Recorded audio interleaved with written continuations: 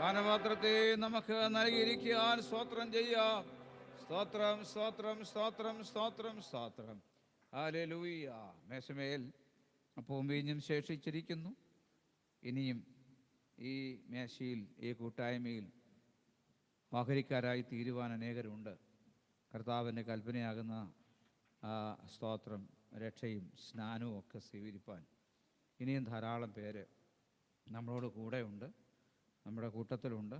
അതുപോലെ തന്നെ ഇന്ന് എത്തിച്ചേരുവാൻ കഴിയാത്ത നമ്മുടെ കൂട്ടു സഹോദരങ്ങൾ ധാരാളം പേരുണ്ട്. സ്തോത്രം.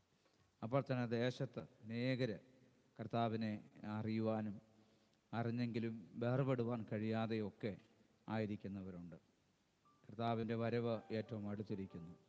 നമ്മുടെ കർത്താവ് ഇതുവരെ വന്നിട്ടില്ല, അവൻ്റെ വരവ് ഏറ്റവും അടുത്തിരിക്കുന്നുവെന്ന് ഈ തിരുമേശ, ഈ ശുശ്രൂഷയൊക്കെ വിളിച്ചറിയിക്കുമ്പോൾ ഒന്നുകൂടെ നമുക്ക് നമ്മെ തന്നെ കർത്താവിൻ്റെ വരവിനായി ഏൽപ്പിച്ചു കൊടുത്ത് നമുക്ക് നമ്മെ തന്നെ ഒന്നുകൂടെ സമർപ്പിക്കാം.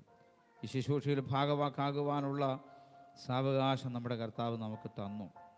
ഇത്രത്തോളം നമ്മെ അനുഗ്രഹിച്ചു, ഇത്രത്തോളം നമ്മെ ബലപ്പെടുത്തി. സ്തോത്രം, സ്തോത്രം. ദൈവകൃപ നമ്മുടെ മേൽ പകർന്നു. തുടർന്ന് നമ്മെ സഹായിക്കേണ്ടതിന് ദൈവകാര്യങ്ങളിലേക്ക് ഏൽപ്പിച്ച് ഒരുമിച്ച് നമുക്ക് ദൈവസന്നിധിയിൽ ഒരു നിമിഷം കൂടെ പ്രാർത്ഥിക്കാം. പരിശുദ്ധ കർത്താവേ, ഞങ്ങൾ അങ്ങേ സ്തുതിക്കുന്നു.